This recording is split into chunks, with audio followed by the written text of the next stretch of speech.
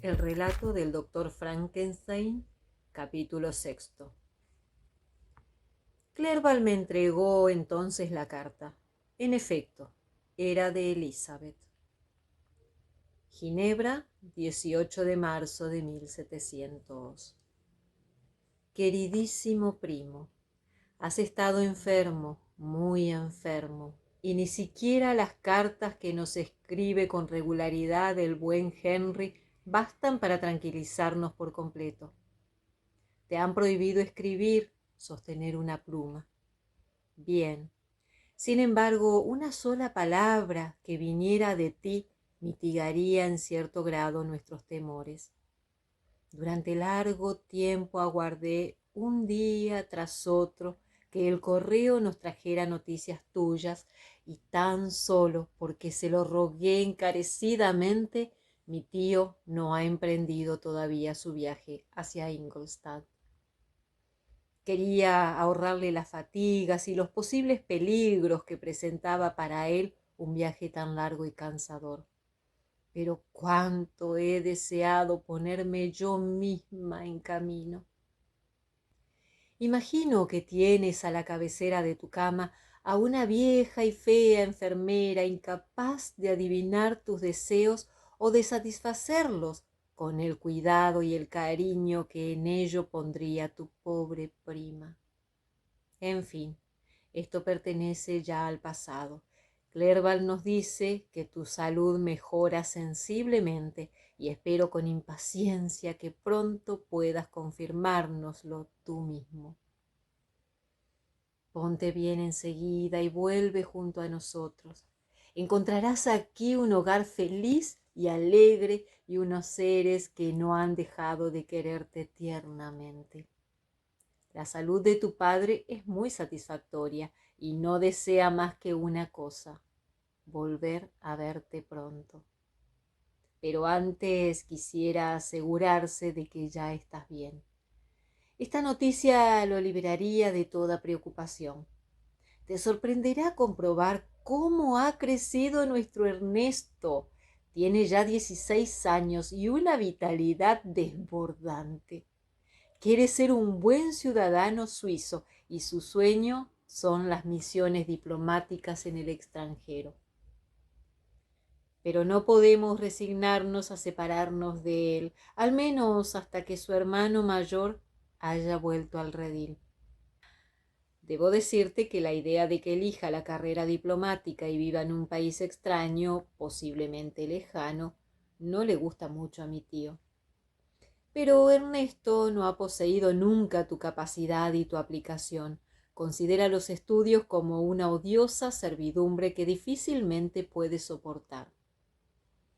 Pasa todo su tiempo al aire libre, escalando colinas o remando en el lago.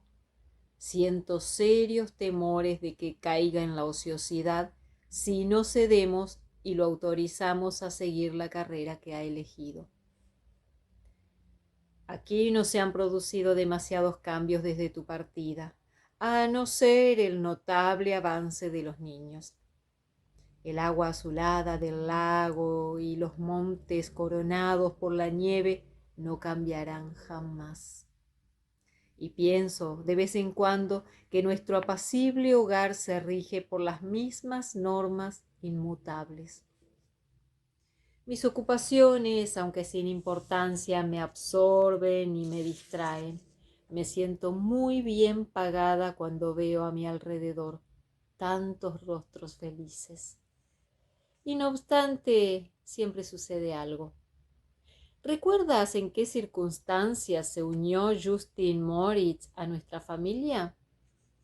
Presumo que tu memoria no es muy buena a este respecto y voy a refrescártela en pocas palabras. Su madre, la señora Moritz, se había quedado viuda con 4 hijos. Justin era la tercera. Ella había sido siempre la preferida de su padre, pero por alguna causa incomprensible, su madre no la estimaba demasiado. Tras la muerte del señor Moritz, comenzó a maltratarla sin razón. Mi tía se dio cuenta de ello y cuando Justín llegó a los 12 años, convenció a su madre de que la dejara vivir con nosotros. Las instituciones republicanas de nuestro país han tenido la virtud de originar costumbres más sencillas y felices que las de las grandes monarquías vecinas. Existen entre nosotros menos barreras entre las diferentes clases sociales. Los miembros más carenciados de la sociedad son menos míseros y más considerados que en otros lugares, lo que produce un refinamiento en sus modales y una moderación en sus costumbres.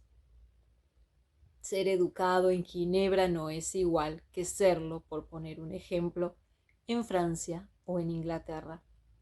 Admitida nuestra familia, Justine ha desempeñado las obligaciones de una sirvienta, condición que en nuestro país no supone prejuicios causados por la ignorancia ni olvido de la dignidad humana. Creo recordar que te habías encariñado con la pequeña Justine.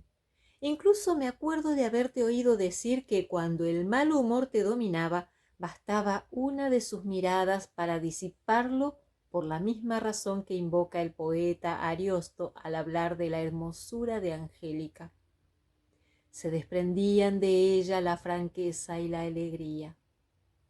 Mi tía llegó a tenerle gran cariño y aquello la impulsó a darle una educación mucho más esmerada de lo que podía esperarse.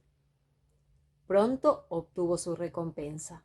La pequeña Justine era el ser más agradecido que se pueda imaginar, aunque esto no quiere decir que se entregara sin cesar a públicas acciones de gracias. No, jamás la oí expresar su gratitud, pero era fácil leer en sus mismas miradas que amaba a su protectora hasta la adoración. Pese a que tenía un carácter juguetón y era en ciertas cosas algo descuidada, estaba siempre atenta al menor gesto de mi tía. La consideraba el modelo por excelencia e incluso procuraba imitar sus ademanes y su forma de hablar, hasta el punto de que ahora ella me la recuerda muchísimo. Al morir mi querida tía, todos nosotros estábamos demasiado llenos de nuestro propio dolor para fijarnos en la pobre Justine, que a lo largo de su enfermedad la había cuidado con tan inquieto afecto. Pobre Justine. Cayó también gravemente enferma, pero además otras muchas pruebas la esperaban. Sus hermanos y hermana murieron uno tras otro, y su madre se quedó sin más hijos que la niña que había cedido. Sentía remordimientos de conciencia y se le metió en la cabeza que la muerte de sus hijos predilectos era un castigo que el cielo le enviaba para castigar sus injusticias. Era católica y creo que su confesor le confirmó esa idea. Tanto es así que a los pocos meses de tu partida hacia Ingolstadt, Justine fue reclamada repentinamente por su madre. Pobre muchacha. Lloró con amargura al dejar nuestra casa. Había experimentado un gran cambio desde que murió mi tía. La pena había dado a su expresión una dulzura y una afabilidad por las que era imposible no dejarse seducir y que contrastaban mucho con su anterior vivacidad. Es necesario decir que la perspectiva de volver a vivir junto a su madre no era precisamente la más adecuada para devolverle su alegría. Aquella pobre mujer tenía un tibio arrepentimiento. Unas veces suplicaba a Justine que le perdonara sus maldades, pero otras la acusaba de ser culpable de la muerte de sus hermanos. De tanto hacerse mala sangre, la señora Morris comenzó a declinar, cosa que en principio agrió su irritable carácter. Ahora ya descansa en paz. Justine está de nuevo con nosotros y puedo asegurarte que la amo tiernamente. Es muy inteligente, gentil y bella. Como ya te he dicho, por sus gestos y expresiones, me recuerda constantemente a mi amada tía. Ahora, querido primo, te hablaré un poco del pequeño William. Desearía que pudieras verlo. Está muy crecido para su edad. Tiene los ojos azules, hermosos y sonrientes, pobladas cejas y cabello rizado.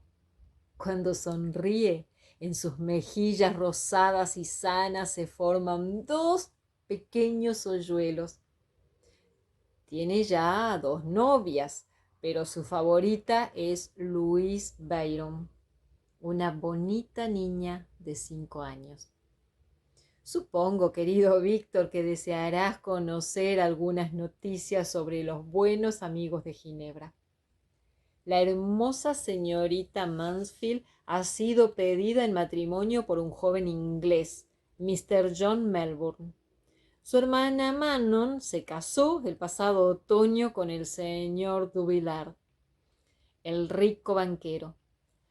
Luis Manoir, uno de tus mejores amigos, pasó por algunas dificultades posteriores a la partida de Clerval, pero las ha superado y, según me dice, está a punto de contraer matrimonio con una hermosa y dinámica francesa, la señorita Tavernier. Es viuda y mucho mayor que él, pero es muy admirada y agrada a todo el mundo. Escribirte me ha reconfortado, querido primo, pero llega ya el momento de poner punto final y las inquietudes vuelven a asaltarme. Escribe, amado Víctor, solo una línea, una palabra tuya será recibida como una auténtica bendición. 1.000.000 de gracias a Henry por su gentileza, su afecto y sus numerosas cartas. Le estamos sinceramente agradecidos. Adiós, querido primo. Cuídate mucho y te lo ruego de nuevo. Escribe. Elizabeth Lavenza.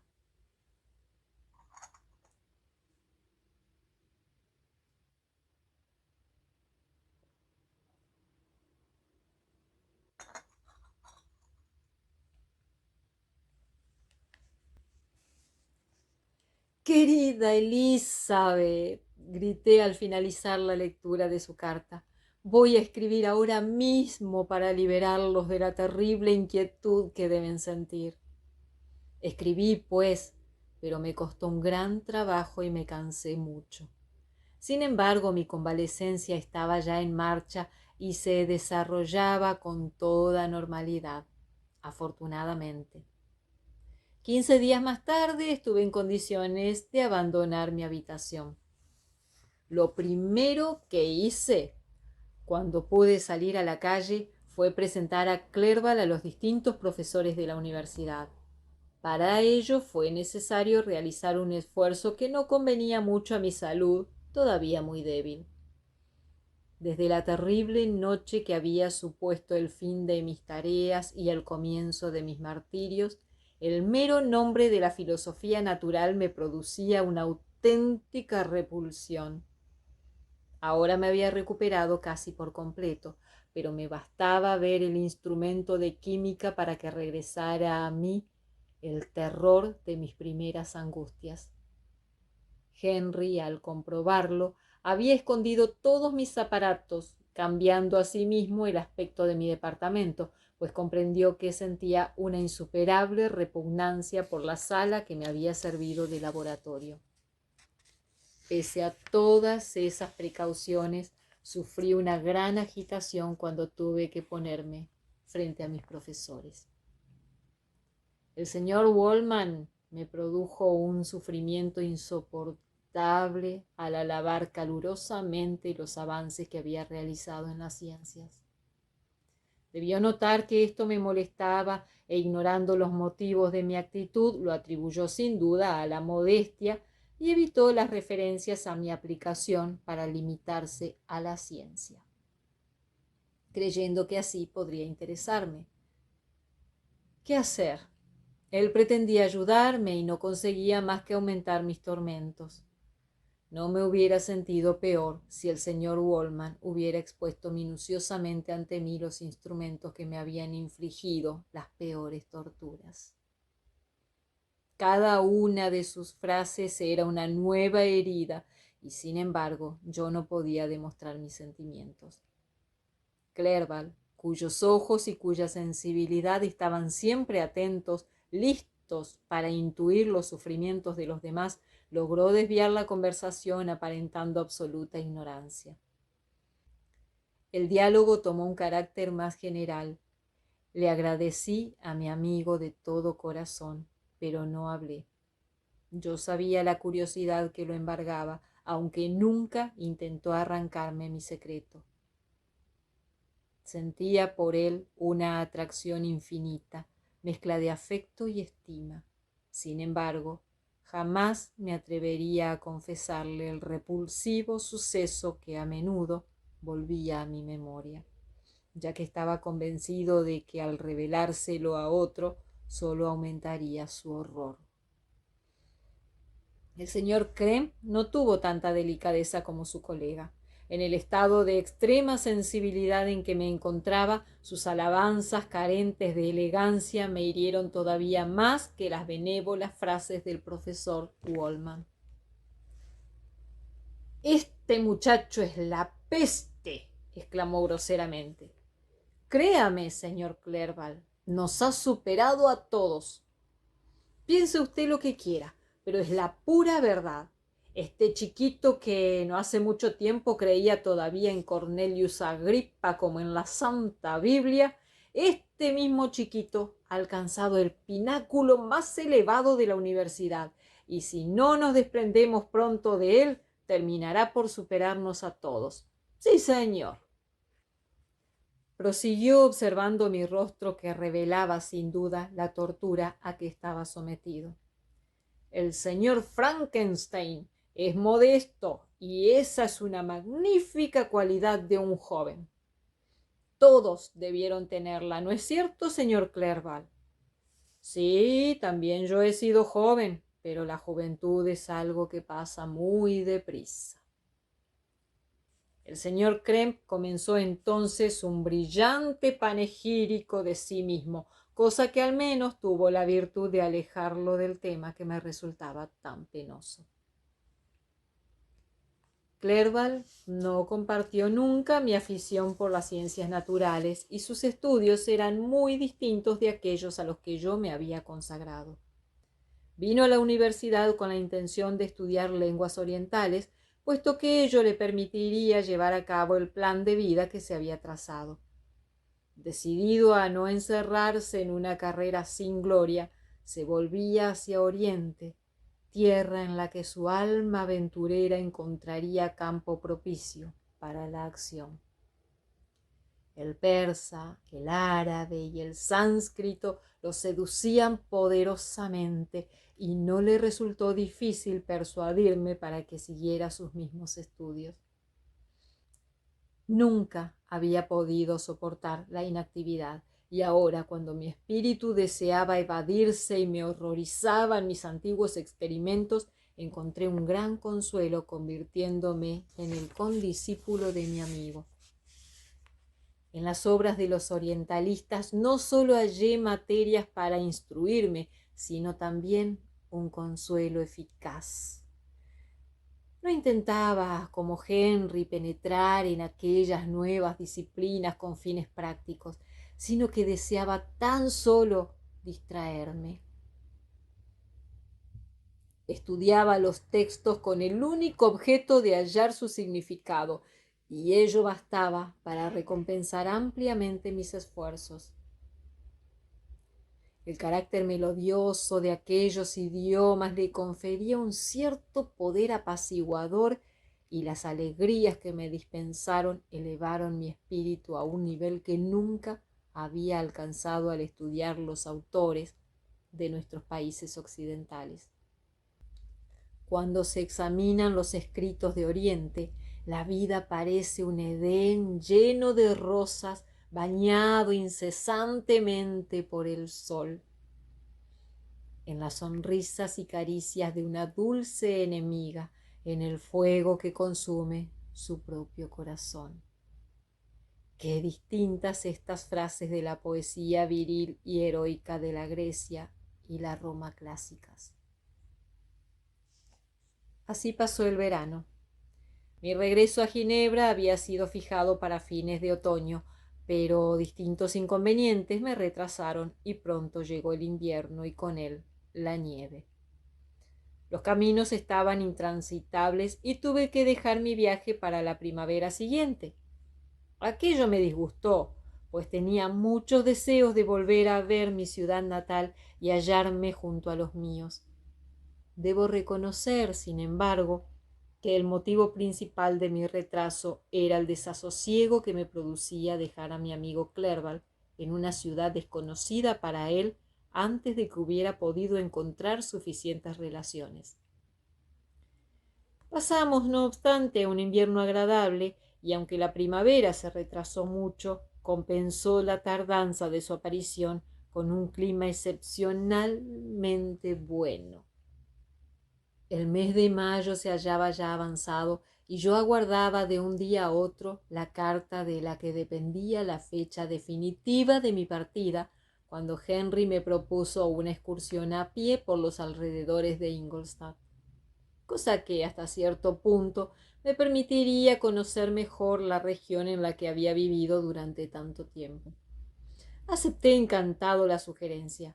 La posibilidad de hacer ejercicio me atraía poderosamente. Además, Clerval había sido siempre el compañero que prefería para esas salidas que efectuábamos a menudo por los alrededores de Ginebra. El viaje duró 15 días y después de un período tan largo, yo había recuperado por completo mi salud y mi moral. El aire sano, los incidentes imprevistos del camino y nuestras conversaciones, largas y amigables, me hicieron mejorar todavía más. Antes, los estudios me habían mantenido bastante apartado de mis semejantes y lentamente me estaba convirtiendo en un misántropo. Clerval supo reavivar y fortalecer en mi corazón los sentimientos más generosos. Me enseñó a admirar de nuevo el bello espectáculo del paisaje y la naturaleza, así como el rostro sonriente de los niños. ¡Qué magnífico amigo! Me amaba con sinceridad y se esforzaba por elevar mi alma al nivel de la suya. La búsqueda egoísta de mi objetivo me había cegado. Con su gentileza y su cariño me devolvió la razón. Gracias a sus desvelos, volví a ser esa criatura segura y feliz que pocos años antes, amando a todo el mundo y amado por todos, ignoraba lo que eran las penas y las desilusiones. Cuando me sentía feliz, la naturaleza tenía la virtud de despertar en mí las más exquisitas sensaciones. Un cielo en calma, los campos que iban poco a poco cubriéndose de verde, me embargaban con un éxtasis delicioso. Las primeras flores cubrían los prados y era ya el anuncio del verano. Las obsesiones que el año anterior me habían hecho sentir el rigor de su peso se habían alejado ahora de mí. Henry gozaba con mi alegría y compartía mi júbilo. Hacía todo lo que estaba a su alcance por distraerme y me comunicaba con frecuencia sus propias impresiones.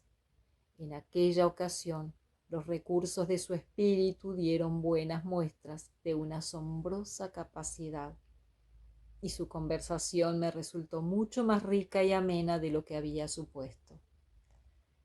A menudo, imitando a los autores árabes y persas, improvisaba maravillosas historias en las que mezclaba la poesía y la pasión.